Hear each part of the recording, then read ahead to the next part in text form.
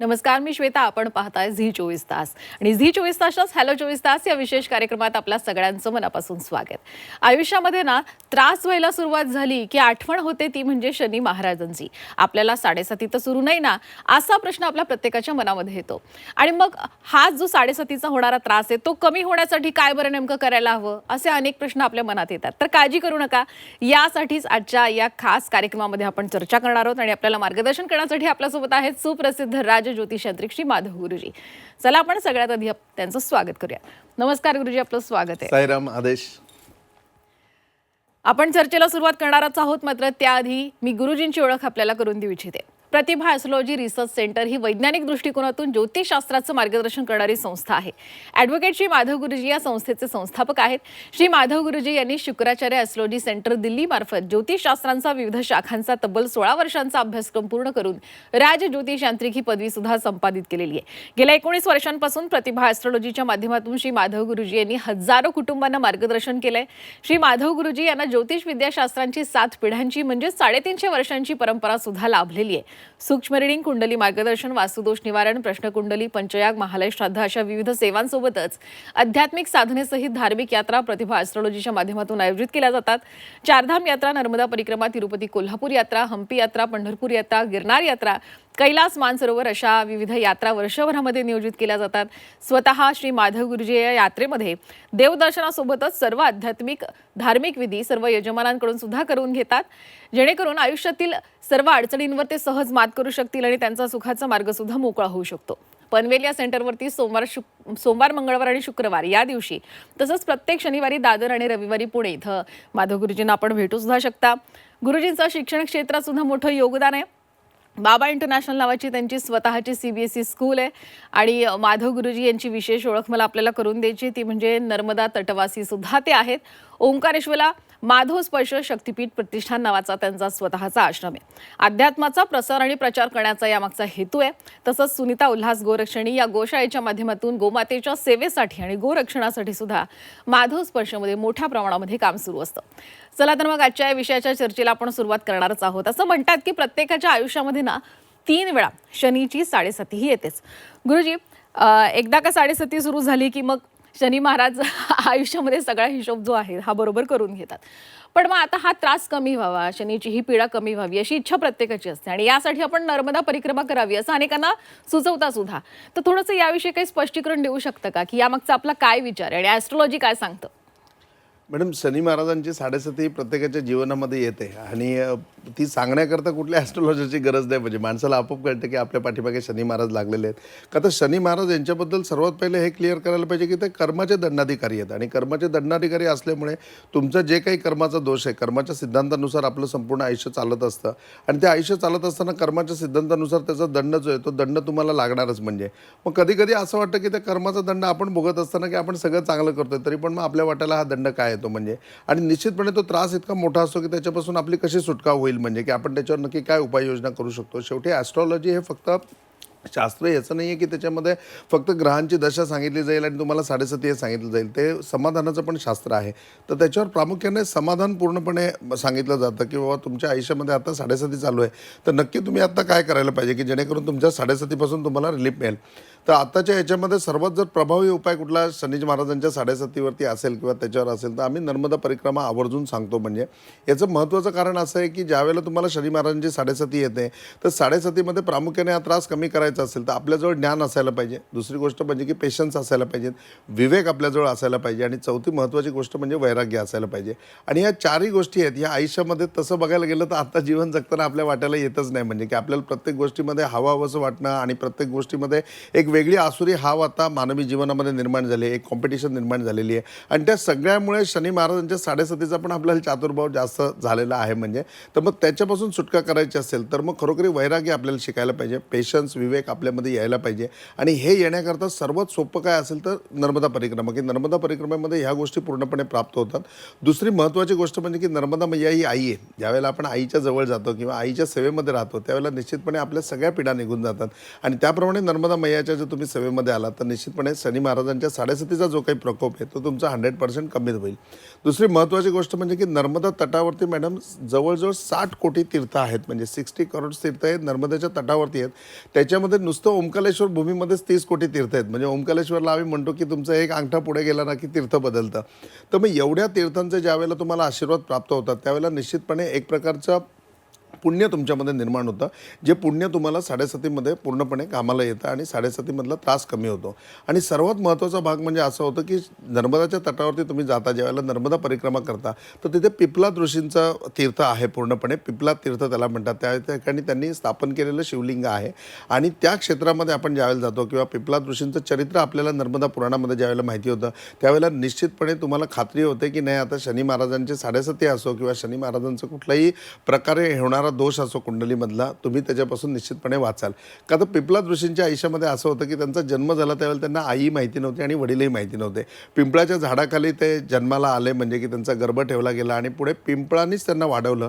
पिंपळाचीच पानं त्यांनी खाल्ली, पिंपळाचीच फळं त्यांनी खाल्ली आणि पिंपळाचं चिकच त्यांनी दूध म्हणून पिला. आणि ज्या वेळेला ते 2 वर्षाचे झाले की आता त्यांना वाचा फुटली, त्याच्या वेळेला त्यांच्या आयुष्यामध्ये नारद गुरु म्हणून आले आणि नारदांनी त्यांना दीक्षा दिली आणि नारदांनी दीक्षा देऊन त्यांना गुरुमंत्र दिला आणि सांगितलं या पिंपळाच्या झाडावरती तू बसून याची पूर्णपणे तपश्चर्या कर.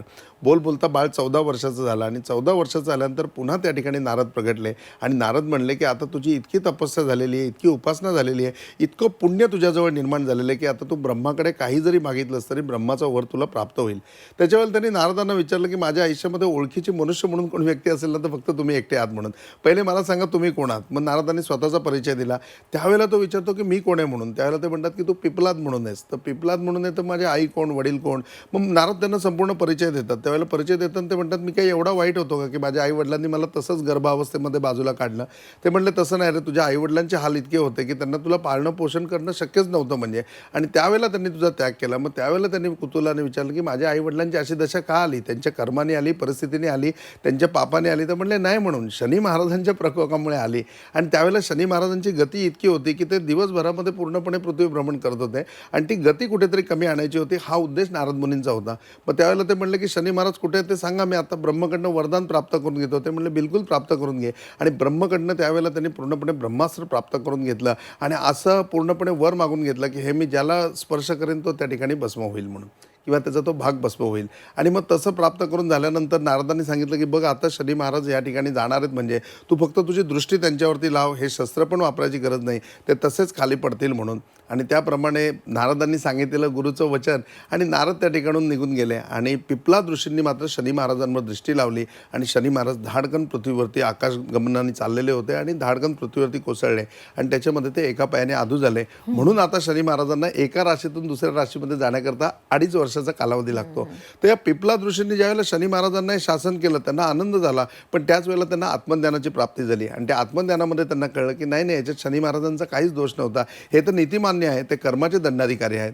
मग आता कुठेतरी आपल्या हातून पाप झाला आहे, आपण काहीतरी खरोखरी याच्यावरती तपश्चर्या करायला पाहिजे, याच्यावरती काहीतरी उपाय करायला पाहिजे, या भावनेने ते नर्मदेच्या किनाऱ्यावर आले आणि नर्मदेच्या किनाऱ्यावरती त्यांनी पुढे तपश्चर्या केली ह्या पापाचं मार्जन होण्याकरता की माझ्या हातून शनी महाराजांचं नुकसान झालं आहे. आणि मग पिपलाद ऋषींनी त्या ठिकाणी भगवान शिवशंकरांची उपासना केली. भगवान शिवशंकरांची उपासना करून त्या ठिकाणी शनी महाराज सुद्धा प्रिय त्यांना प्रसिद्ध झाले आणि शनी महाराजांनी त्यावेळेला प्रसन्न होऊन त्यांना आशीर्वाद दिले की तुमची जर या क्षेत्रामध्ये येऊन उपासना करणारी व्यक्ती असेल तर त्याला साडेसतीचा त्रास होणार नाही.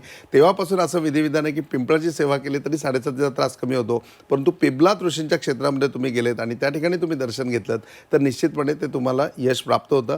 पिपलाद ऋषींच्या त्या क्षेत्रामध्ये जायचं असेल तर नुसता तेवढा प्रवास करण्यापेक्षा अख्खी नर्मदा परिक्रमा केली तर 60 कोटी तीर्थांचा आशीर्वाद मिळतो. त्याचबरोबर आपण ज्या वेळेला म्हणजे की परिक्रमा करतो त्याच्यामध्ये आवर्जून शनी महाराजांचा याग करतो, तर मग ते यागाचं पुण्य, परिक्रमेचं पुण्य प्लस पिपलाद ऋषींच्या पूर्णपणे तीर्थ क्षेत्राचं, पिपलाद ऋषींच्या क्षेत्राचं दर्शन, त्यांचा आशीर्वाद, हे सगळं प्राप्त करून झाल्यानंतर साडेसतीचा त्रास हा 10% सुद्धा तुम्हाला राहत नाही. साडेसतीमध्ये विवंचना निर्माण होतील, पण विवंचना निर्माण झाल्या रस्ताही निर्माण होईल आणि तुमची साडेसती सुखकर होईल. शनी महाराज तुमच्या आयुष्यामध्ये साडेसतीमुळे जे काही तुम्हाला शिकवायचं ते शिकवण पण तुम्हाला देतील, पण याच्याबरोबर ते शिकवत असताना तुम्ही आनंदी असाल आणि तुम्ही सुखी असाल. अगदी बरोबर. पण मुळात आता पुढचा प्रश्न असा की सध्या नेमकी कोणकोणत्या राशींना साडेसती आणि मग नर्मदा परिक्रमा करण्यासाठी तुम्ही कुणाकुणाला सुचवाल?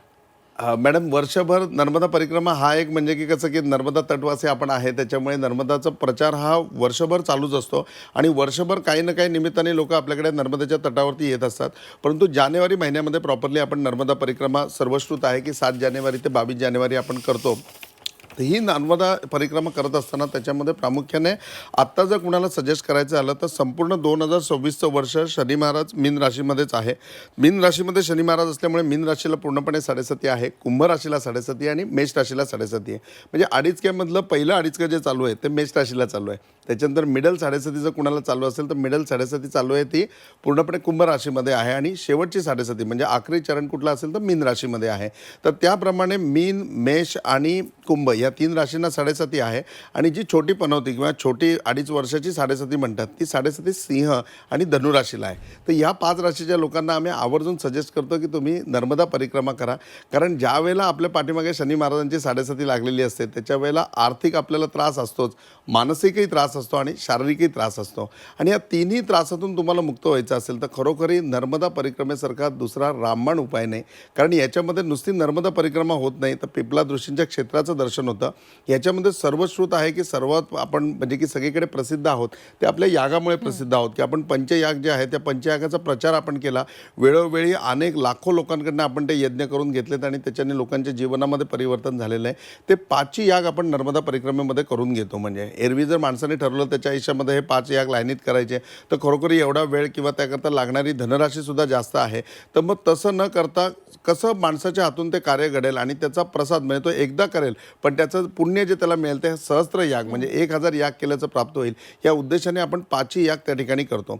आता ज्यावेळेला आपण गणेशाची उपासना करतो त्यावेळेला आपल्याला सगळ्यांना माहिती आहे की ज्यावेळेला दशरथ राजावरती संकट आलेलं होतं की शनी महाराज रोहिणी नक्षत्रामध्ये प्रवेश करणार आहेत आणि संपूर्ण त्या ठिकाणी दुष्काळ पडणार आहे, त्याच्या वेळेला त्यांनी जाऊन विनंती केली की शनी महाराजांना तुम्ही येऊ नका. परंतु शनी महाराज म्हणले नाही, मी रोहिणी नक्षत्रामध्ये येणारच. म्हणजे मग त्यावेळेला माझ्याकडे पर्याय काय आहे, त्यावेळेला ते दशरथाला म्हणले तू माझ्याशी युद्ध कर. आणि शनी महाराजांशी युद्ध करण्याकरता तेवढी ताकद निर्माण करता त्या ठिकाणी वसिष्ठांना घेतलं आणि गणेश याग केलेला होता. तर गणेश याग आपला प्रामुख्याने नर्मदा परिक्रमेमध्ये होतो. दुसरा महत्त्वाचा याग जो त्याच्यामध्ये येतो तो महत्त्वाचा याग येतो दत्त याग की आपल्या पाठीमागे जी पितृपीडा असेल किंवा पितृश्रापानी पितृकर्मानी जे काही आपल्याला 7.5 त्रास होणार असेल तर त्यामध्ये दत्त यागसुद्धा आपला संपन्न होतो. तिसरा महत्त्वाचा याग येतो तो नवचंडी याग. ओम सर्वमंगल मांगल्ये शिवे सर्वार्थ साधिके शरण्ये त्र्यंबके गौरी नारायणी नमस्तुते. त्या ठिकाणी आपण तिसरा याग करतो तो पूर्णपणे नवचंडी याग करतो की ज्याच्यामध्ये बाह्यपीडा किंवा इतर नजर दोष किंवा 7.5 सारखा किंवा ग्रहांची कुठली दशा आपल्याला असेल आणि त्याच्याने त्रास असेल तर त्याचीसुद्धा शांती पूर्णपणे होते. चौथा महत्त्वपूर्ण याग होतो तो महामृत्युंजय याग की ज्या गोष्टी घडून गेल्यात आपल्या आयुष्यामध्ये भूतकाळामध्ये, जसं लग्न आहे आणि त्याच्यामध्ये एक नाडीचा दोष येतोय किंवा दाम्पत्य जीवनामध्ये काही समस्या आहेत आणि त्यामुळे शनीच्या 7.5 तोच विषय धरून शनी महाराज आपल्याला त्रास देणार आहेत तर त्याचीसुद्धा मुक्ती पूर्णपणे होते. आणि 5वा महत्त्वाचा याग म्हणजे शनी याग की ज्याच्यामध्ये शनी महाराजांचं पूर्णपणे ते आपल्यावरती प्रसन्न होतील, आपल्याला प्रचित होतील ह्याकरता त्यांचे जे मंत्र आहेत त्या मंत्रांनी त्यांचा याग केला जातो. त्याचबरोबर नवग्रहांची शांतीसुद्धा त्याच्यामध्ये केली जाते. त्यामुळे एक शनी याग केल्यानंतर त्याचं मिळणारं पुण्य आणि नवग्रह शांतीचं मिळणारं पुण्य हे दोन्ही तुमच्या पदरामध्ये पडतं. आणि असे पंचयाग ज्या वेळेला तुमच्या हातून होतात त्यावेळेला निश्चितपणे पुण्याची राशी तुमच्याकडे जमा होते आणि जशी पुण्याची राशी जमा होते तसं ॲटोमॅटिक मग 7.5 होणारं नुकसान असेल, मग ते शारीरिक असेल, आर्थिक असेल, मानसिक असेल, सगळ्या प्रकारे होणारा जो त्रास आहे तुमचा तो त्रास तुमचा त्याच्यामध्ये पूर्णपणे कमी होऊन जातो, तो पूर्णपणे तुमचा मिटतो. म्हणजे असं नाही की 7.5 संकट येणार नाही, शनी महाराज आहेत ते संकट देतीलच, पण त्याच्याबरोबर तुम्ही नर्मदा परिक्रमा केली आहे, तुम्ही 5 याग केले ते पुण्य तुमच्याबरोबर आहे आणि निश्चितपणे त्याची तुमची सोडवणूक त्या ठिकाणी होते की एखादा अडचणीचा प्रसंग येईल पण तेवढ्या अडचणीमधनं तुम्हाला चांगला रस्ता मिळेल, समृद्धी महामार्ग मिळेल की त्याच्यावरनं पुढे जाऊन तुम्ही तुमच्या आयुष्यामध्ये प्रगतशील कराल, तुमचं कुठलंही अडणार नाही. आणि याचा आवर्जून मी उदाहरण देतो. असं नाही की तुम्हाला फक्त पुराणातल्या गोष्टी वाचून दाखवतोय. माझ्या स्वतःच्या प्रॅक्टिसमध्ये आज मी 18 वर्षही प्रॅक्टिस करतोय आणि 350 वर्षाची आमची परंपरा आहे. म्हणजे 368 वर्षाचा एक्सपिरियन्स मी तुमच्याबरोबर शेअर करतो की आमचे तहसीलदार साहेब माझे चांगले मित्र आणि जसं सरकारी जीवनामध्ये असताना खूप सचोटीने काम करत असलं तरी शनी महाराज ते कुठेतरी कर्माचा तुम्हाला दंड देतात आणि त्याप्रमाणे त्यांची सस्पेन्शन ऑर्डर निघाली आणि ते इतके वैफल्यग्रस्त झाले की आता काय करायचं. आणि त्यांना म्हणजे त्याच्यामध्ये त्यांनी खूप मान आणि शानमध्ये प्रॅक्टिस केलेली होती, त्याचं काम केलेलं होतं. त्यामुळे ते घरी बसून राहिले, बाहेर पडायची हिंमत नाही. मला ज्यावेळेला समजलं त्यावेळेला मी आवर्जून त्यांना भेटलो. माझे मित्र चांगले त्याच्यामुळे त्यांना सांगितलं की ठीक आहे, होतं असं आयुष्यामध्ये आणि तुम्ही सच्च्या ना सोन्याला सांगावं नाही लागत मी सोनं आहे. किती शेण पडला, चिखल पडला तरी पुन्हा पाऊस पडल्यानंतर सोनं ते सोनंच राहतं, ते सगळं वाहून जातं, हेही निघून जाईल. मग म्हणलं मी काय करू आता. मी म्हटलं तुम्ही काही नाही, माझ्याबरोबर नर्मदा परिक्रमेला चला. आणि त्यांनी मग आपल्याबरोबर नर्मदा परिक्रमा केली. संपूर्ण नर्मदा परिक्रमेमध्ये ते सगळं दुःख आणि घडलेले प्रसंग विसरले. पंचयाग त्यांच्या हातून झाले आणि आल्यानंतर सोयीस्कररित्या त्यांना कोर्टासमोर हजर झालं. त्यावेळेला कोर्टाने त्यांना पूर्णपणे म्हणजे की त्या ठिकाणी सुरक्षित केलं आणि सांगितलं की यांना पदभार पुन्हा तुम्ही स्वीकारून द्या म्हणून. यांना पदभार स्वीकारू दे आणि ही केस पुढे कंटिन्यू राहू दे. पुढे 6 महिन्यामध्ये ते पूर्णपणे त्या केसमधनं पण नील झाले. परंतु ज्या ठिकाणी होते त्या ठिकाणी पुन्हा ते तहसीलदार म्हणून बसले. त्यांनी त्यांच्या आयुष्यामधला एक्सपिरियन्स आम्हाला लिहून दिलेला आहे, सही सकट नावासकट आमच्याकडे आहे. नुसतं असं उगाचच सांगत नाही तर हे सगळ्याचे अनुभव घेतलेत आणि कुठेतरी ही खंत आहे की तुमच्या सगळ्यांच्या आयुष्यामध्ये शनी महाराजांचे कृपा आशीर्वाद लावेत. तुम्हाला 7.7मध्ये असा त्रास होऊ नये आणि वास्तविक पाहता तुमची जी मूर्तीची जडणघडण आहे ती शनी महाराजांचे आशीर्वाद घ्यावी म्हणून अगदी आवाहन तुम्हाला आहे की खरोखरी जर 7.7 असेल तुम्हाला आणि शनी महाराजांचा त्रास होत असेल तर निश्चितपणे नर्मदा परिक्रमा करा. आणि अगदी अभिमानाने सांगेन की प्रतिभा ॲस्ट्रॉलॉजीबरोबरच करा, का तर त्याच्यामध्ये 5 याग आम्ही संपन्न करून घेतो. त्या सगळ्या गोष्टी आम्ही तुमच्याकडनं करून घेतो जेणेकरून शनी महाराजांची 7.7 तुमची अगदी नॉर्मल होईल, तुम्ही सुखरूप व्हाल.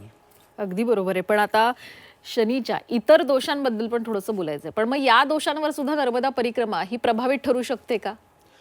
सर्वात महत्त्वाची गोष्ट म्हणजे मॅडम शनी महाराजांची आपण म्हणजे की 7.7 म्हणतो किंवा छोटी पनौती म्हणतो 2.5 वर्षाची, पण याच्या व्यतिरिक्त त्यांची ज्या वेळेला महादशा येते ती महादशा पण त्यांची 19 वर्षाची आहे. म्हणजे त्याच्यामध्ये पण तुम्ही बघाल तर त्या महादशेमध्ये सुद्धा तुम्हाला मोठ्या प्रमाणामध्ये त्रास की मोठा पट्टा तुम्हाला त्यांच्याबरोबर काढायचा आहे. पुन्हा शनी महाराजांची आंतरदशा चालू असेल त्या आंतरदशेमध्ये सुद्धा तुम्हाला त्रास काढायचा आहे. याच्या व्यतिरिक्त त्यांचा प्रवज्या नावाचा दोष येतो, याच्या व्यतिरिक्त त्यांचा विषकन्या नावाचा योग येतो आणि असे दोष ज्या वेळेला तुमच्या पत्रिकेमध्ये येतात त्याच्या वेळेला निश्चितपणे त्याची शांती करणं खूप गरजेचं असतं. आता शनी याग हाच प्रत्येकाला उपाय होऊ शकत नाही, म्हणजे की प्रत्येक जे तुमचे दोष आहेत त्या दोषावरती सुद्धा पूर्णपणे उपाय आहेत. परंतु ह्याच्यामध्ये एक सुंदर नर्मदा पुराणामध्ये कथा येते, ती म्हणजे कश्यप ऋषींची कथा येते. आता कश्यप ऋषी हे बघाल तर सूर्य त्यांचा पुत्र आणि सूर्याचे पुत्र शनी महाराज, म्हणजे कश्यप ऋषी हे शनी महाराजांचे आजोबा झाले. आता कश्यप ऋषींपासूनच म्हणजे की गरुड योनी निर्माण झाली, म्हणजे की त्यांची जी पत्नी आहे त्या पत्नीपासूनच त्यांना गरुडाला जन्म दिला. तर गरुड योनी ह्याचं सुद्धा कश्यपांपासून निर्माण झाली आणि दुसरी त्यांची पत्नी जी आहे त्या दुसऱ्या पत्नीपासून त्याच्यामध्ये पूर्णपणे नाग योनी निर्माण झाली. म्हणजे नागाचे वडील पण कोण आहेत तर कश्यप ऋषी स्वतः आहेत आणि गरुडाचे ऋषी पण कश्यप ऋषी आहेत. आता या दोघांचा पिता एक असून यांच्यामध्ये हाडवैर आहे दोघांमध्ये. म्हणजे नाग बघितल्यानंतर गरुड किती वर्ण असेल तरी तो खाली येतो आणि आपल्या पायात झपकन त्याला उचलतो आणि मग त्याचे हाल बेहाल करतो, त्याला मारूनच टाकतो. म्हणजे तर हे दोघांमध्ये वैर पूर्णपणे आहे. म्हणजे जे वैराचं जे कारण आहे ते नर्मदा परिक्रमेमध्ये तुम्हाला कळतं. याच्यामध्ये कश्यप ऋषींचं चरित्र येतं आणि कश्यप ऋषींची कथा होते. या कश्यप ऋषींच्या कथेमध्ये असं झालं की त्यांच्या दोघांच्या म्हणजे की त्यांच्या 2 पत्नी त्यांच्या त्याच्यामध्ये कुद्री आणि दिती, तर या दोघांच्या वादामध्ये असं झालं की दितीपासून गरुडाचा जन्म झालेला होता आणि हिच्यापासून म्हणजे कृत्रीपासून पुढे नाग योनी निर्माण झालेली होती आणि नाग आणि गरुड दोघं सख्या भावासारखे व्यवस्थित राहत होते. पुढे त्या दोघांमध्ये जे काही म्हणजे की जसं एक आपण म्हणतो तशी पैज लागली आणि त्या पैजमध्ये उच्चश्रव नावाचा जो घोडा आहे तो घोडा ही म्हणली की नाही तो काळा आहे आणि ती म्हणली की अगं नाही उच्चश्रव घोडा पांढरा शुभ्र आहे म्हणून. आणि मग त्याच्यावरती झालं की तो घोडा काळा असेल तर तू माझी दासी बनेल असं कुत्र्यांनी सांगितलं आणि कुत्र्यांनी सगळ्या नागांना सांगितलं की तो उच्चश्रव घोडा जरी पांढरा असला तरी तुम्ही जाऊन सगळे त्याला लपेटा आणि लपेटून झाल्यानंतर तो काळा दिसायला पाहिजे. आणि मग तसे संपूर्ण नाग जाऊन लटकले आणि मग तो काळा दिसायला लागला आणि त्या ठिकाणी दितीलाही कुत्रीचं पूर्णपणे दासी व्हावं लागलं. आणि मग दासी झाल्याच्या नंतर तिने तिचे खूप हाल केले. एक दिवस हे गरुडाला कळलं आणि त्याच्यामधली सत्यता त्यांनी ज्यावेळेला जाणून घेतली त्यावेळेला त्याला कळलं की या नागांमुळे आपल्या आईला एवढा त्रास सहन करावा लागला. त्यावेळेला त्याचे नाग पूर्णपणे शत्रू बनले आणि त्यांनी नागांना पूर्णपणे उद्ध्वस्त करायला घेतलं. नागांना ज्यावेळेला उद्ध्वस्त करायला घेतलं त्याच्या वेळेला सगळे जे नाग होते ते नाग परत निघाले. त्यावेळेला त्यांच्या आईने श्राप दिला की जर तुम्ही घोड्याला सोडून आलात आणि घोडा जर पांढरा दिसायला लागला तर तुम्ही सगळे त्याच ठिकाणी अग्नीमध्ये समर्पित व्हाल आणि अग्नीमध्ये जाऊन तुम्ही मराल. आता नागांना तिथे राहिलं तरी मरण आहे आणि बाहेर पडलं तरी मरणच आहे. म्हणजे त्यावेळेला नागांनी नर्मदेचा पूर्णपणे सहारा घेतला आणि सगळे नाग आहेत ते नर्मदामध्ये शिरले आणि नर्मदा नदीमध्ये शिरल्यानंतर त्या ठिकाणी त्यांना पूर्णपणे अभय प्राप्त झालं.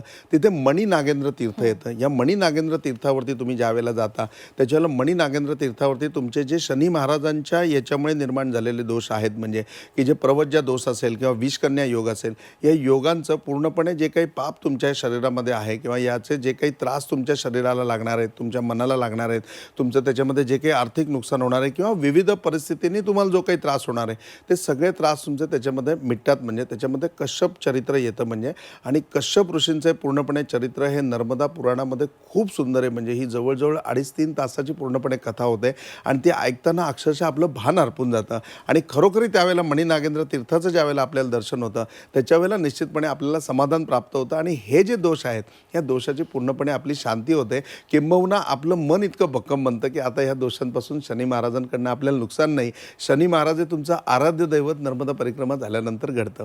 आणि याचं एक सुंदर उदाहरण द्यावं असं वाटतं मॅडम. 3 बहिणी होत्या आणि तिन्ही बहिणीचं जसं असतं की आता वडिलांची जी प्रॉपर्टी असते त्याच्यामध्ये मुलगा आणि मुलगी समान अधिकार आहे आणि 50% मुलींचा वाटा आहे, पण भाऊ वाटा द्यायला तयार नाही. आणि मग तो आम्हाला मिळेल की नाही ते भविष्य बघायला आलेले होते आणि तिघांच्या ह्याच्यामध्ये एक कर्मधर्मसेवकाने शनी महाराजांची साडेसाती चालू होती आणि त्याच्याने त्या इतक्या वैतागलेल्या होत्या. त्या मिडल क्लास म्हणजे आपल्या रेग्युलर पद्धतीमध्ये होत्या की आजही मिळालंच पाहिजे असंही काय नाही की बाबा रस्त्यावर नाही आहे, घरदार वगैरे आहे, पण बापाची प्रॉपर्टी आहे ती का सोडा आणि भाऊ देत नाही आहे. तर मग त्या गोष्टीवरनं ती मिळेल की नाही आणि मग काय असं तसं मी त्यांना सांगितलं तुम्ही नर्मदा परिक्रमा करा, तुमचं सगळं आनंदी होईल. आणि ते नर्मदा परिक्रमेमध्ये आले.